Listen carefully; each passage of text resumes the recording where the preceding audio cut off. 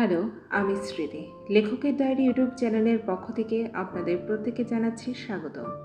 আজকে যে গল্পটি আমি আপনাদের পাঠ করে শোনাবো তা হলো কবিগুরু রবীন্দ্রনাথ ঠাকুরের অপরাজিতা গল্প।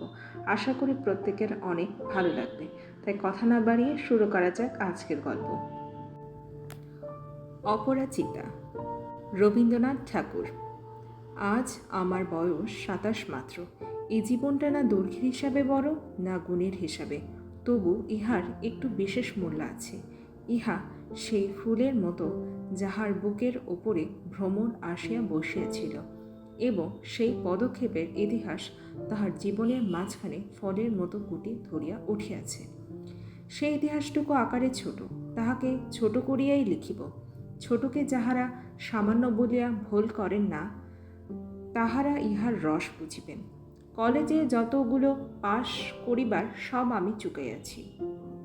ছেলেবেলায় আমার সুন্দর চেহারা লইয়া পণ্ডিত মশাই আমাকে শিমুল ফুল ও মাকাল ফলের সহিত তুলনা করিয়া বিদ্রূপ করিবার সুযোগ পাইয়াছিলেন। ইহাতে তখন বড় লজ্জা পাইতাম, কিন্তু বয়স হইয়া কথা ভাবিয়াছি, যদি জন্মান্তর থাকে তবে আমার মুখে স্বরূপ এবং পণ্ডিত মশাইয়ের মুখে বিদ্রূপ আবার যেন এমনি করিয়াই প্রকাশ পায়। আমার পিতা এককালে গরিব ছিলেন। ওকালতি করিয়া তিনি প্রচুর টাকা রোজগার করিয়াছেন। ভোগ করিবার সময় নিমেষ মাত্র পান নাই। মৃত্যুতে তিনি যে হাঁপ ছাড়িলেন, সেই তার প্রথম অবকাশ। আমার তখন বয়স অল্প, মার হাতেই আমি মানুষ। মা গরিব ঘরের মেয়ে, তাই আমরা যে ধনী একথা তিনিও ভোলেন না, আমাকেও ভুলিতে দেন না। শিশুকালে আমি কোলে কোলে মানুষ বোধ করি, সেই জন্য শেষ পর্যন্ত আমার পুরাপুরি বয়সই হইল না। আজও আমাকে দেখিলে মনে হইবে আমি অন্নপূর্ণার কোলে গজাননের ছোট ভাইটি। আমার আসল অভিভাবক আমার মামা।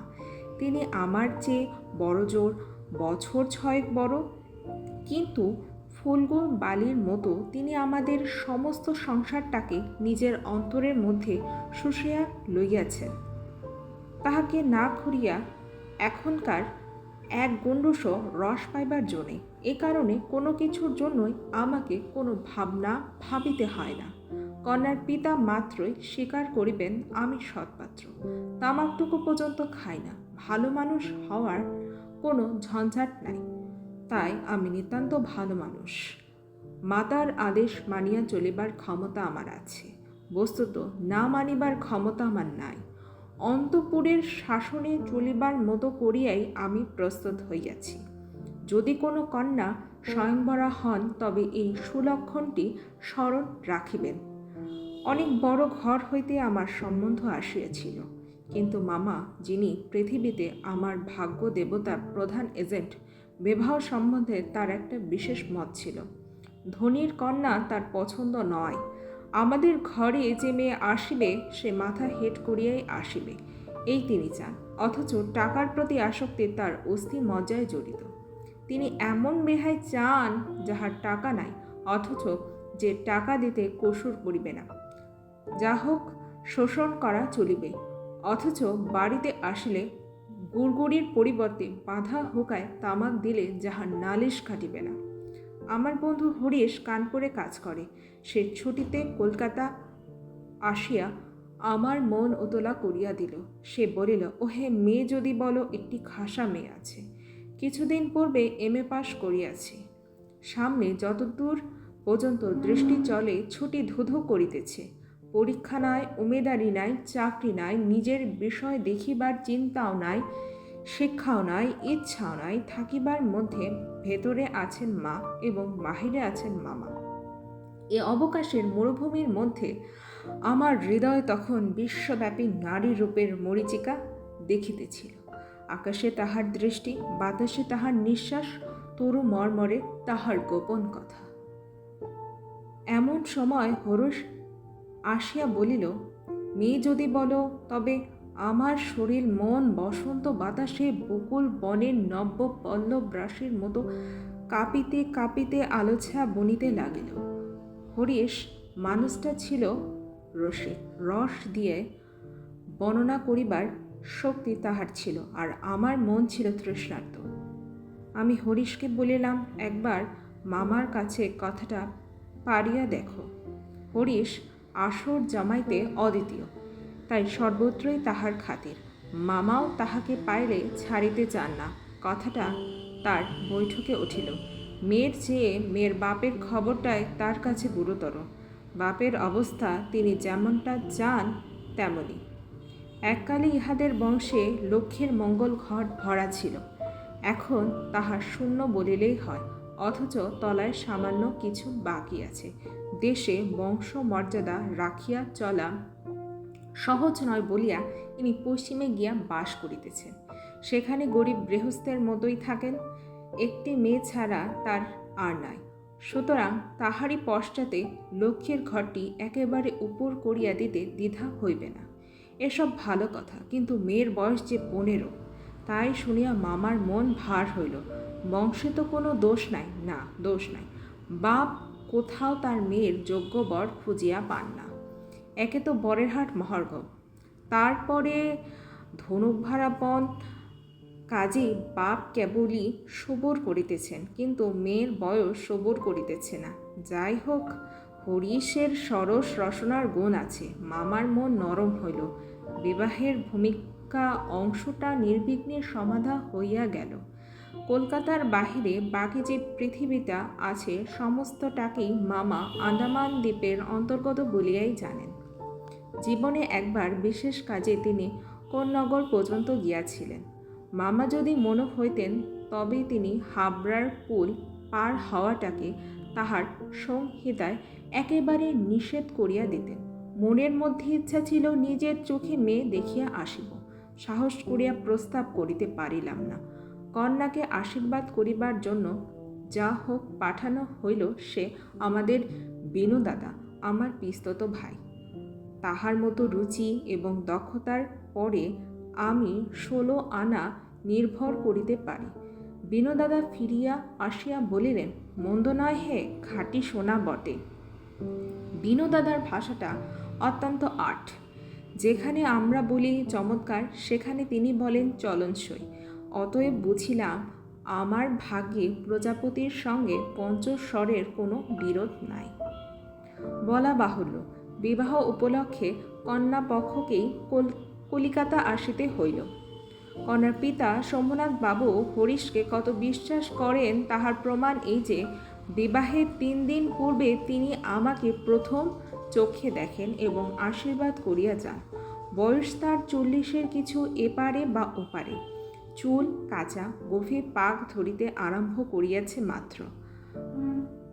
সুপুরুষ বটে। ভিড়ের মধ্যে দেখিলে সকলের আগে তার ওপরে চোখ পড়িবার মতো চেহারা। আশা করি আমাকে দেখিয়া তিনি খুশি হইয়াছিলেন, বোঝা শক্ত। কেননা তিনি বড়ই চুপচাপ। যে দুটি একটি কথা বলেন যেন তাহাতে পুরো জোর দিয়া বলেন না। মামার মুখ তখন অনর্গল ছুটিতেছিল। ধনে মানে আমাদের স্থান যে শহরের কারো চেয়ে কম নয়, সেইটিকেই তিনি নানা প্রসঙ্গে প্রচার করিতেছিলেন। শম্ভুনাথ বাবু একথায় একেবারে যোগী দিলেন না। কোনো ফাঁকে একটা হো বা হ্যাঁ কিছুই শোনা গেল না। আমি হইলে দমিয়া যাইতাম, কিন্তু মামাকে দমানো শক্ত। তিনি শম্ভুনাথ বাবুর চুপচাপ ভাব দেখিয়া ভাবিলেন, লোকটা নিতান্ত নির্জীব, একেবারে কোনো তেজ নাই। বেহাই সম্প্রদায়ের আর যাই হোক তেজ থাকাটা দোষের। অতএব মামা মনে মনে খুশি হইলেন। শম্ভুনাথ বাবু যখন উঠিলেন তখন মামা সংক্ষেপে উপর হইতে তাকে বিদায় করিলেন। গাড়িতে তুলিয়া দিতে গেলেন না। পণ সম্বন্ধে দুই পক্ষে পাকাপাকি কথা ঠিক হইয়া গিয়াছিল। মামা নিজেকে অসামান্য চতুর বলিয়া অভিমান করিয়া থাকেন। কথাবার্তায় কোথাও তিনি কিছু ফাঁক রাখেন নাই। টাকার অঙ্ক তো স্থির ছিলই, তারপরে গহনা কত ভরির এবং সোনা কত দরের হইবে সেও একেবারে বাধাবাধি হইয়া গিয়াছিল। আমি নিজে এ সমস্ত কথার মধ্যে ছিলাম না, জানিতাম না দেনা পাওনা কি স্থির হইল। মনে জানিতাম এই স্থূল অংশটাও বিবাহের একটা প্রধান অংশ, এবং সে অংশের ভার যার উপরে তিনি এক করাও ঠকিবেন না।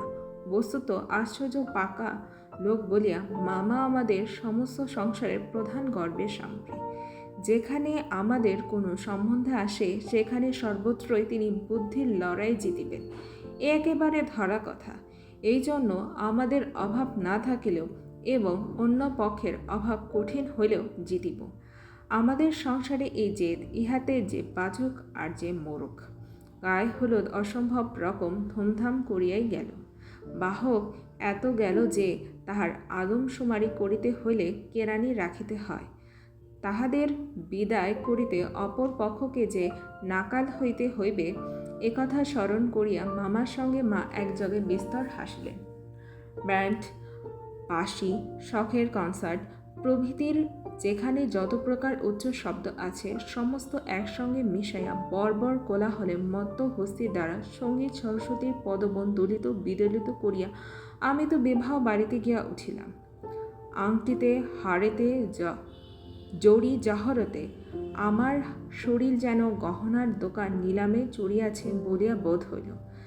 তাহাদের ভাবি জামাইয়ের মূল্য কত সেটা যেন কত পরিমাণে সর্বাঙ্গ স্পষ্ট করিয়া লিখিয়া ভাবি শ্বশুরের সঙ্গে মোকাবেলা করিতে চলিয়াছিলাম। মামা বিবাহ বাড়িতে ঢুকিয়া খুশি হইলেন না। একে তো উঠানেতে বরযাত্রীদের জায়গা সংকলন হওয়াই শক্ত, তাহার পরে সমস্ত আয়োজন নিতান্ত মধ্যম রকমের। ইহার পরে শম্ভুনাথ বাবুর ব্যবহারটাও নেহাত ঠান্ডা, তার বিনয়টা অজস্র নয়। মুখে তো কথাই নাই, কোমরে চাদর বাঁধা, গলা ভাঙা, টাক পরা, মেষ কালো এবং বিপুল শরীর তার একটি উকিল বন্ধু যদি নিয়ত হাত জোর করিয়া মাথা হেলিয়া নম্রতার স্থিত হাস্য ও গদগদ বচনে কনসার্ট পার্টির করতল বাজিয়ে হইতে শুরু করিয়া বরকর্তাদের প্রত্যেক বার প্রচুর রূপে অভিষিক্ত করিয়া না দিতেন, তবে গোড়াতেই একটা এসপার ওসপার হইত। আমি সবাই বসিবার কিছুক্ষণ পরে মামা শম্ভুনাথ বাবুকে পাশের ঘরে ডাকিয়া লইয়া গেলেন। কি কথা হইল জানি না। কিছুক্ষণ পরে শম্ভুনাথ বাবু আমাকে আসিয়া বলিলেন, বাবাজি, একবার এই দিকে আসতে হচ্ছে। ব্যাপারখানা এই, সকলের না হোক, কিন্তু কোনো কোনো মানুষের জীবনে একটা কিছু লক্ষ্য থাকে। মামার একমাত্র লক্ষ্য ছিল তিনি কোনো মতে কারো কাছে ঠকিবেন না। তার ভয়, তার বেহায় তাকে গহনায় ফাঁকি দিতে পারেন। বিবাহ কার্য শেষ হইয়া গেলে সে ফাঁকির আর প্রতিকার চলিবে না। বাড়ি ভাড়া, সওগাত, লোক বিদায় প্রভৃতির সম্বন্ধে যেরকম টানাটানির পরিচয় পাওয়া গেছে, তাহাতে মামা ঠিক করিয়াছিলেন দেওয়াথোয়ার সম্বন্ধে এই লোকটির শুধু মুখের কথার ওপর ভার করা চলিবে না। সেই জন্য বাড়ির শ্যাকরাকে শুদ্ধ সঙ্গে আনিয়াছিলেন। পাশের ঘরে গিয়া দেখিলাম মামা এক তক্ত পোষে এবং শ্যাকরা তাহার দাড়ি পাল্লা, কোষ্টি পাথর প্রভৃতি লইয়া মেঝে বসিয়া আছে। শম্ভুনাথ বাবু আমাকে বলিলেন, তোমার মামা বলিতেছেন বিবাহের কাজ শুরু হইবার আগেই তিনি কনের সমস্ত গহনা যাচাই করিয়া দেখিবেন। ইহাতে তুমি কি বলো? আমি মাথা হেঁট করিয়া চুপ করিয়া রহিলাম। মামা বলিলেন, ও আবার কি বলবে? আমি যা বলিব তাই হইবে। শম্ভুনাথ বাবু আমার দিকে চাহিয়া কহিলেন, সেই কথা তবে ঠিক, উনি যা বলিবেন তাই হইবে, এই সম্বন্ধে তোমার কিছুই বলিবার নাই? আমি একটু ঘাড় নাড়ার ইঙ্গিতে জানালাম, এসব কথায় আমার সম্পূর্ণ অনাধিকার। আচ্ছা তবে বসো, মেয়ের গা হইতে সমস্ত গহনা খুলিয়া আনিতেছি। এই কথা বলিয়া তিনি উঠিলেন। মামা বলিলেন, অনুপম এখানে কি করবে? ও সবাই গিয়ে বসুক। শম্ভুনাথ বলিলেন, না, সবাই নয়, এখানেই বসিতে হইবে। কিছুক্ষণ পরে তিনি একখানা গামছায় বাঁধা গহনা আনিয়া তক্তপোষের উপর মেলিয়া ধরিলেন। সমস্তই তাহার পিতামহীদের আমলের গহনা, হাল ফ্যাশনের সূক্ষ্ম কাজ নয়, যেমন মোটা তেমনি ভারী। শ্যাকরা গহনা হাতে তুলিয়া লইয়া বলিল, আর দেখব কি, ইহাতে খাদ নাই, এমন সোনা এখনকার দিনে ব্যবহারই হয় না।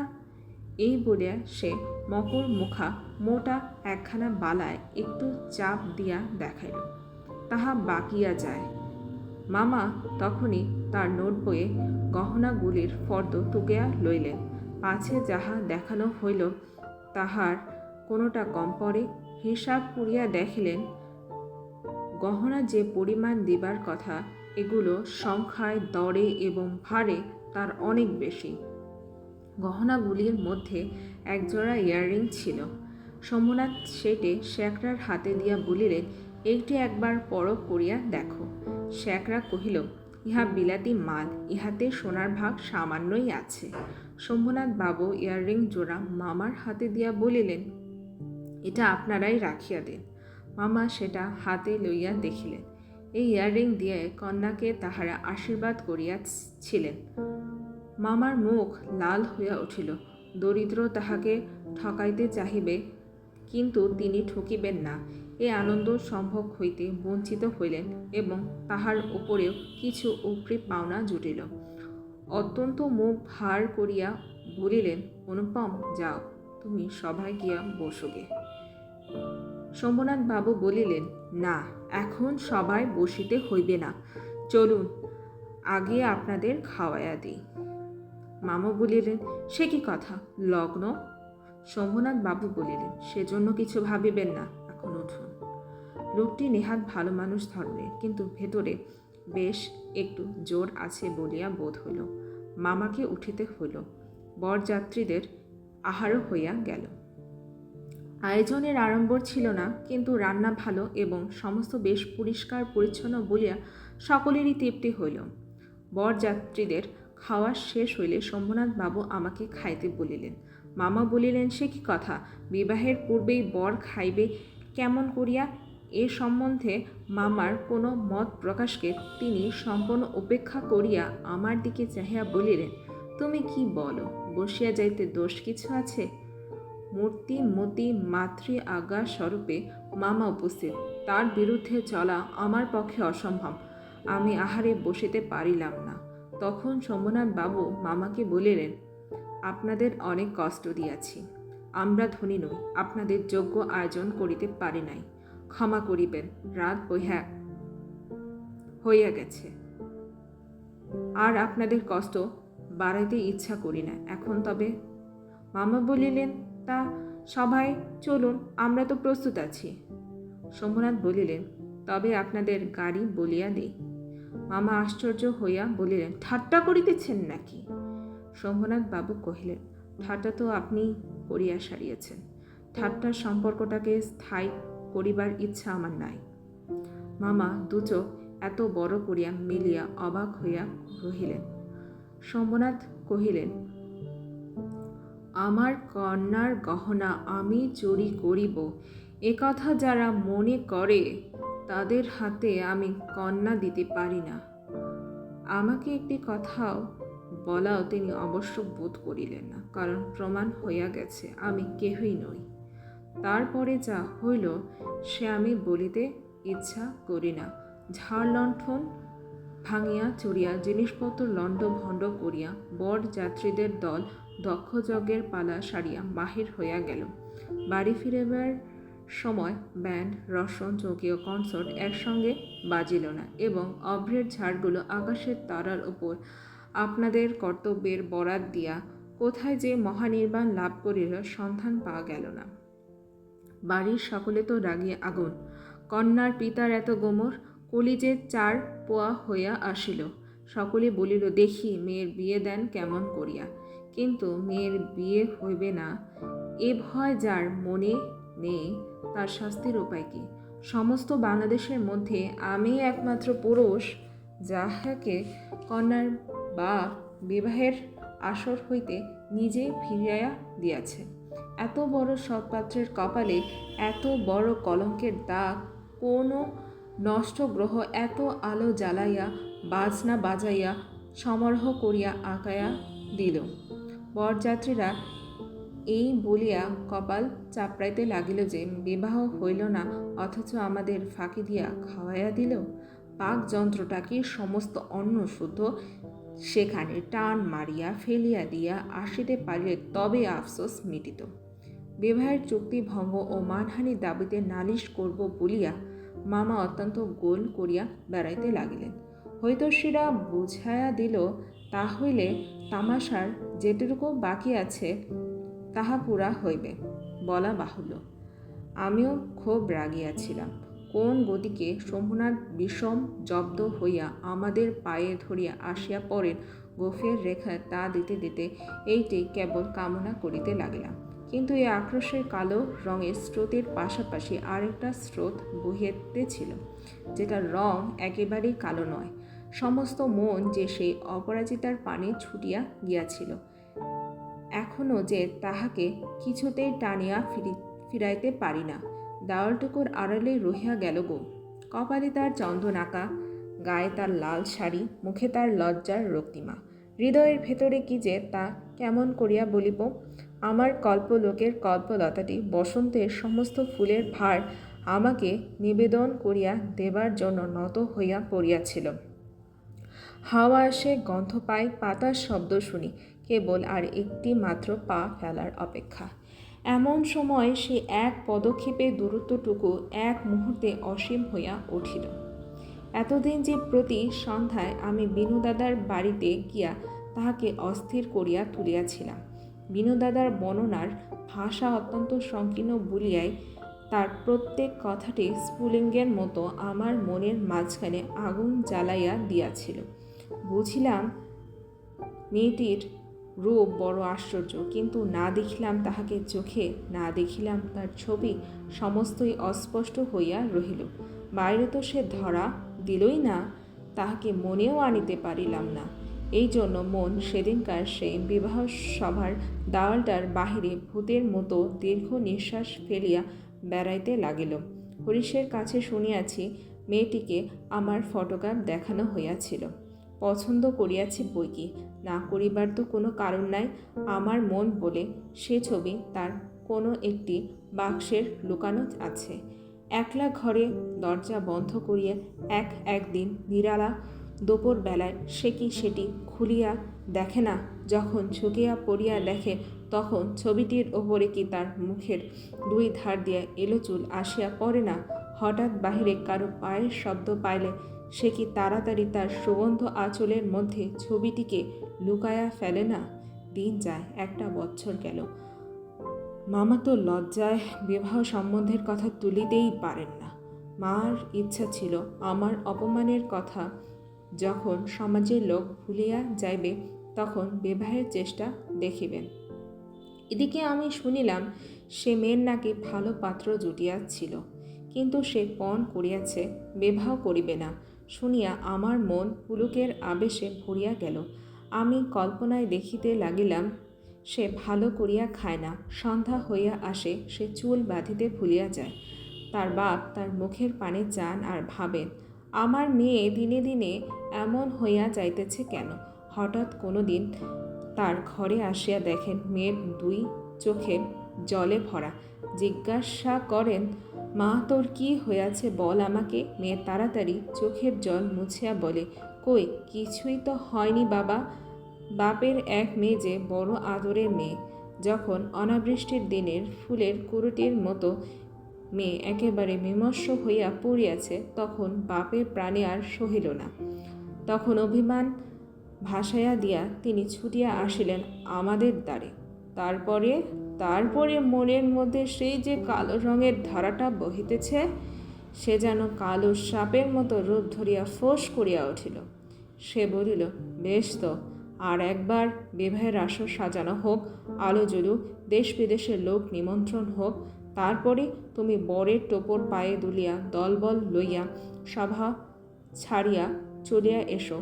কিন্তু যে ধারাটি চোখের জলের মতো শুভ্র, সে রাজহংসের রূপ ধরিয়া বলিল, যেমন করিয়া আমি একদিন দময়ন্তীর পুষ্পবনে গিয়েছিলাম, তেমনি করিয়া আমাকে একবার উড়িয়া যাইতে দাও। আমি বিরোহিণীর কানে কানে একবার সুখের খবরটা দিয়া আসি গে। তারপরে দুঃখের রাত পহাইল, নববর্ষের জল পড়িল, ম্লান ফুলটি মুখ তুলিল। এবারে সে দেওয়ালটার বাহিরে রহিল সমস্ত পৃথিবী আর সবাই, আর ভেতরে প্রবেশ করিল একটি মাত্র মানুষ। তারপরে আমার কথাটি ফুরালো, কিন্তু কথা এমন করিয়া ফুরাইল না। যেখানে আসিয়া তাহা অফুরান হইয়াছে, সেখানকার বিবরণ একটুখানি বলিয়া আমার এ লেখা শেষ করিয়া দিই। মাকে লইয়া তীর্থে চলিয়াছিলাম। আমার উপরই ভার ছিল, কারণ মা এবারেও হাবড়ার পোল পার হন নাই। রেলগাড়িতে ঘুমাইতেছিলাম। ঝাঁকানি খাইতে খাইতে মাথার মধ্যে নানা প্রকার এলোমেলো স্বপ্নের ঝুমঝুমি বাজিতেছিল। হঠাৎ একটা কোনো স্টেশন জাগিয়া উঠিলাম। আলোতে অন্ধকারে মেশা সেও এক স্বপ্ন। কেবল আকাশের তারাগুলো চিরপরিচিত, আর সবই অজানা অস্পষ্ট। স্টেশনের দ্বীপ কয়টা খাড়া হইয়া দাঁড়াইয়া আলো ধরিয়া এই পৃথিবীটা যে কত অজানা, এবং যাহা চারিদিকে তাহা যে কতই বহুদূরে, তাহাই দেখাইয়া দিতেছে। গাড়ির মধ্যে মা ঘুমাইতেছেন। আলোর নিচে সবুজ পর্দা টানা। তরঙ্গ বক্স জিনিসপত্র সমস্তই কে কার ঘাড়ে এলোমেলো হইয়া রহিয়াছে। তাহারা যেন স্বপ্ন লোকের উলট পালট আসবাব। সবুজ প্রদোষের মিটে আলো থাকা এবং না থাকার মাঝখানে কেমন এক রকম হইয়া পড়িয়া আছে। এমন সময় সে অদ্ভুত পৃথিবীর অদ্ভুত রাতে কে বলিয়া উঠিল, শিগগির চলে আয়, এই গাড়িতে জায়গা আছে। মনে হইল যেন গান শুনিলাম। বাঙালি মেয়ের গলায় বাংলা কথা যে কি মধুর, তাহা এমনি করিয়া অসময়ে অজায়গায় আচমকা শুনিলে তবে সম্পূর্ণ বুঝিতে পারা যায়। কিন্তু এই গলাটিকে কেবলমাত্র মেয়ের গলা বলিয়া একটা শ্রেণীভুক্ত করিয়া দেওয়া চলে না। এ কেবল একটি মানুষের গলা, শুনিলেই মন বলিয়া ওঠে, এমন তো আর শুনি নাই। চিরকাল গলার স্বর আমার কাছে বড় সত্য। রূপ জিনিসটা বড় কম নয়, কিন্তু মানুষের মধ্যে যাহা অন্তরতম এবং অনির্বাচনীয়, আমার মনে হয় কণ্ঠস্বর যেন তারই চেহারা। আমি তাড়াতাড়ি গাড়ির জানলা খুলিয়া বাহিরে মুখ বাড়াইয়া দিলাম। কিছুই দেখিলাম না। প্ল্যাটফর্মের অন্ধকারে দাঁড়াইয়া গার্ড তাহার একচক্ষু লণ্ঠন নাড়াইয়া দিল। গাড়ি চলিল। আমি জানলার কাছে বসিয়া রহিলাম। আমার চোখের সামনে কোনো মূর্তি ছিল না, কিন্তু হৃদয়ের মধ্যে আমি একটি হৃদয়ের রূপ দেখিতে লাগিলাম। সে যেন এই তারাময়ী রাত্রির মতো আবৃত করিয়া ধরে, কিন্তু তাহাকে ধরিতে পারা যায় না। ওগো সুর, অচেনা কণ্ঠের সুর, এক নিমিষে তুমি যে আমার চির পরিচয়ের আসনটির ওপরে আসিয়া বসিয়াছ। কি আশ্চর্য পরিপূর্ণ তুমি! চঞ্চল কালের ক্ষুব্ধ হৃদয়ের ওপরে ফুলটির মতো ফুটিয়াছ, অথচ তার ঢেউ লাগাইয়া একটি পাপড়িও টলে নাই। অপরিমেয় কোমলতায় এতটুকু দাগ পড়ে নাই। গাড়ি লোহার মৃদাঙ্গে তাল দিতে দিতে চলিল। আমি মনের মধ্যে গান শুনিতে শুনিতে চলিলাম। তাহার একটি মাত্র ধোয়া, গাড়িতে জায়গা আছে। আছে কি জায়গা, আছে কি জায়গা যে পাওয়া যায় না, কেউ যে কাকেও চেনে না, অথচ সেই না চেনাটুকু যে কুয়াশা মাত্র, সে যে মায়া, সেটা ছিন্ন হলেই যে চেনার আর অন্ত নাই। ওগো সুধাময় সুর, যে হৃদয়ের অপরূপ রূপ তুমি, সে কি আমার চিরকালে চেনা নয়? জায়গা আছে, শীঘ্রই আসিতে ডাকিয়াছ, শীঘ্রই আসিয়াছি, এক নিমিষও দেরি করি নাই। রাত্রে ভালো করিয়া ঘুম হইল না। প্রায় প্রতি স্টেশনে একবার করিয়া মুখ বাড়াইয়া দিলাম। ভয় হইতে লাগিল, যাহাকে দেখা হইল না সে পাছে রাত্রে নামিয়া যায়। পরদিন সকালে একটা বড় স্টেশনে গাড়ি বদল করিতে হইবে। আমাদের ফার্স্ট ক্লাসের টিকিট, মনে আশা ছিল ভিড় হইবে না। নামিয়া দেখি প্ল্যাটফর্মে সাহেবদের আদ্যালি দল আসবাবপত্র লইয়া গাড়ির জন্য অপেক্ষা করিতেছে। কোন এক ফৌজের বড় জেনারেল সাহেব ভ্রমণে বাহির হইয়াছেন। 2-3 মিনিট পরে গাড়ি আসিল। বুঝিলাম ফার্স্ট ক্লাসের আশা ত্যাগ করিতে হইবে। মাকে লইয়া কোন গাড়িতে উঠি সে এক ভীষণ ভাবনায় পড়িলাম। সব গাড়িতেই ভিড়। দাঁড়িয়ে দাঁড়িয়ে উকি মারিয়া বেড়াইতে লাগিলাম। এমন সময় সেকেন্ড ক্লাসের গাড়ি হইতে একটি মেয়ে আমার মাকে লক্ষ্য করিয়া বলিলেন, আপনারা আমাদের গাড়িতে আসুন না, এখানে জায়গা আছে। আমি তো চমকিয়া উঠিলাম। সে আশ্চর্য মধুর কণ্ঠ এবং গানেরই ধোয়া জায়গা আছে। ক্ষণমাত্র বিলম্ব না করিয়া মাকে লইয়া গাড়িতে উঠিয়া পড়িলাম। জিনিসপত্র তুলিবার প্রায় সময় ছিল না। আমার মতো অক্ষম দুনিয়ায় নাই। সেই মেয়েটি কুলিদের হাত হইতে তাড়াতাড়ি চলতি গাড়িতে আমাদের বিছানাপত্র টানিয়া লইল। আমার একটা ফটোগ্রাফ তুলিবার ক্যামেরা স্টেশনে পড়িয়া রহিল। গ্রাহ্যই করিলাম না। তারপরে কি লিখিব জানি না। আমার মনের মধ্যে একটি অখণ্ড আনন্দের ছবি আছে। তাহাকে কোথায় শুরু করিব, কোথায় শেষ করিব, বসিয়া বসিয়া বাক্যের পর বাক্য যোজনা করিতে ইচ্ছা করে না। এবার সেই সুরটিকে চোখে দেখিলাম। তখনও তাহাকে সুর বলিয়াই মনে হইল। মায়ের মুখের দিকে চাহিলাম। দেখিলাম তার চোখে পলক পড়িতেছে না। মেয়েটির বয়স 16 কি 17 হইবে, কিন্তু নবযৌবন ইহার দেহে মনে কোথাও যেন একটু ভার চাপাইয়া দেয় নাই। ইহার গতি সহজ, দীপ্তি নির্মল, সৌন্দর্যের সূচিতা অপূর্ব। ইহার কোনো জায়গায় কিছু জরিমা নাই। আমি দেখিতেছি, বিস্তারিত করিয়া কিছু বলা আমার পক্ষে অসম্ভব। এমনকি সে যে কী রঙের কাপড় কেমন করিয়া পরিয়াছিল তাহাও ঠিক করিয়া বলিতে পারি না। এটা খুব সত্য যে তার বেশে ভূষায় এমন কিছুই ছিল না যেটা তাহাকে ছাড়িয়া বিশেষ করিয়া চোখে পড়িতে পারে। সে নিজের চারিদিকের সকলের চেয়ে অধিক রজনীগন্ধার শুভ্র মঞ্জুরির মতো সরল বৃন্তটির উপরে দাঁড়াইয়াছে। যে গাছে ফুল ফুটিয়াছে সে গাছকে সে একেবারে অতিক্রম করিয়া উঠিয়াছে। সঙ্গে 2-3টি ছোট ছোট মেয়ে ছিল। তাহাদের লইয়া তাহার হাসি এবং কথার আর অন্ত ছিল না। আমি হাতে একখানা বই লইয়া সেদিকে কান পাতিয়া রাখিয়াছিলাম। যেটুকু কানে আসিতেছিল সে তো সমস্তই ছেলে মানুষদের সঙ্গে ছেলে মানুষই কথা। তার বিশেষত্ব এই যে তাহার মধ্যে বয়সের তফাৎ কিছু মাত্র ছিল না। ছোটদের সঙ্গে সে অনায়াসে এবং আনন্দে ছোট হইয়া গিয়াছিল। সঙ্গে কতগুলো ছবিওয়ালা ছেলেদের গল্পের বই। তাহারই কোনো একটা বিশেষ গল্প শোনাইবার জন্য মেয়েরা তাহাকে ধরিয়া পড়িল। এ গল্প নিশ্চয় তারা 20-25 বার শুনিয়াছে। মেয়েদের কেন যে এত আগ্রহ বুঝিলাম। সেই সুধাকণ্ঠের সোনার কাঠিতে সকল কথা যে শোনা হইয়া ওঠে। মেয়েটির সমস্ত শরীর মন যে একেবারে প্রাণী ভরা। তার সমস্ত চলায় বলায় স্পর্শে প্রাণ ঠিকরিয়া ওঠে। তাই মেয়েরা যখন তার মুখে গল্প শোনে তখন গল্প নয় তাহাকেই শোনে। তাহাদের হৃদয়ের ওপর প্রাণের ঝর্ণা ঝরিয়া পড়ে। তার সেই উদ্ভাসিত প্রাণ আমার সেদিনকার সমস্ত সূর্য কিরণকে সজীব করিয়া তুলিল। আমার মনে হইল আমাকে যে প্রকৃতি তাহার আকাশ দিয়া বেষ্টন করিয়াছে সে ওই তরুণীর অক্লান্ত অম্লান প্রাণীর বিশ্বব্যাপী বিস্তার। পরের স্টেশনে পৌঁছাতেই খাবারওয়ালাকে ডাকিয়া সে খুব খানিকটা চানামঠ কিনিয়া লইল এবং মেয়েদের সঙ্গে মিলিয়া নিতান্ত ছেলে মানুষের মতো করিয়া কল্লহাস্য করিতে করিতে অসংকোচে খাইতে লাগিল। আমার প্রকৃতি যে জাল দিয়ে বেড়া।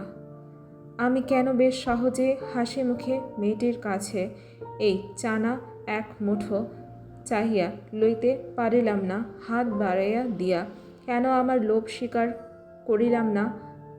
মা ভালো লাগা এবং মন্দ লাগার মধ্যে দোমনা হইয়াছিলেন।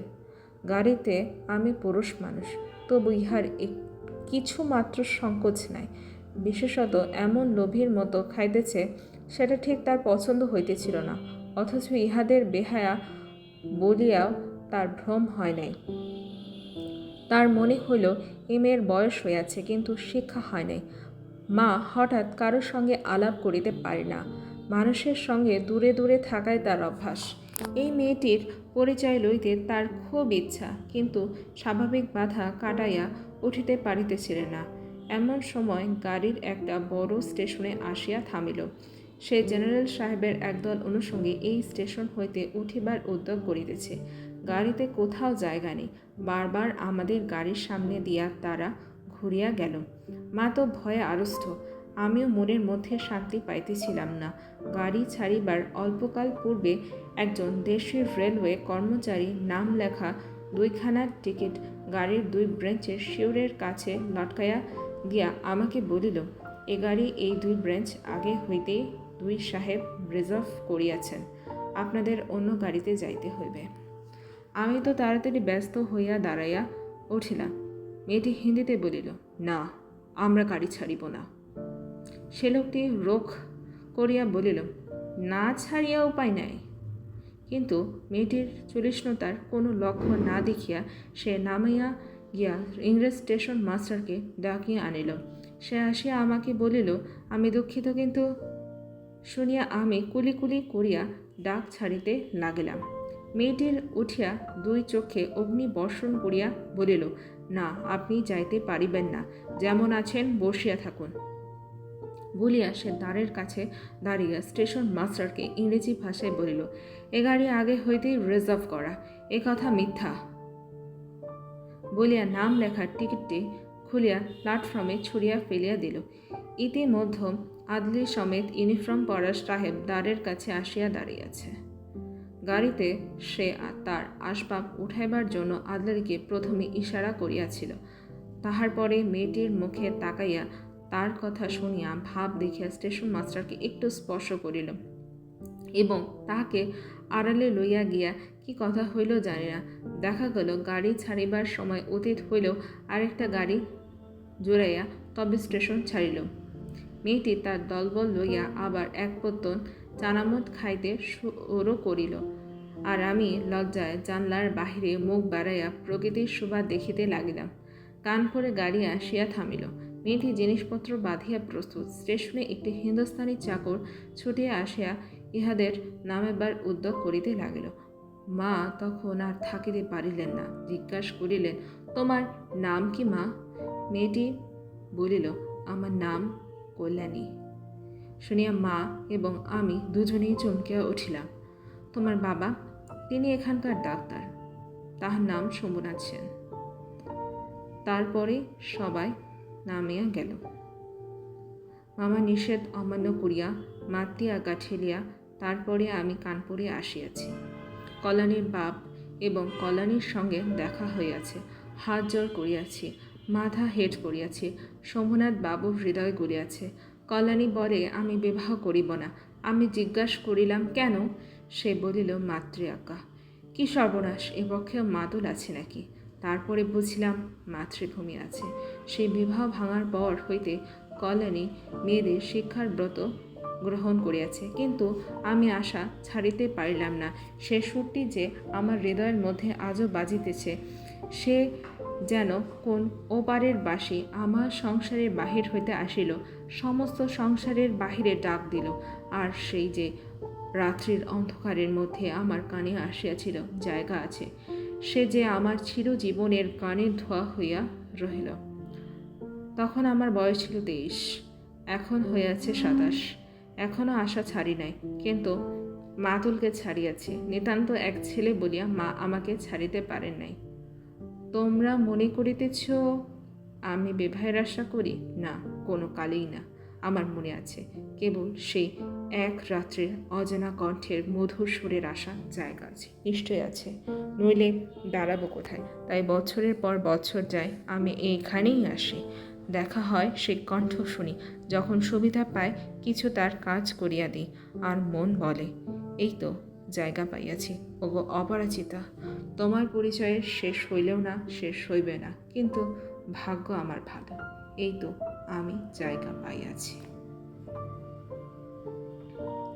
আর এখানেই শেষ হয় অপরিচিতা গল্পটি। আমার গল্প যদি আপনাদের ভালো লেগে থাকে তবে অবশ্যই আমার লেখকের ডায়েরি এই চ্যানেলটিকে সাবস্ক্রাইব, লাইক, কমেন্ট এবং শেয়ার করতে ভুলবেন না। আজ এখানেই বিদায় নিচ্ছি।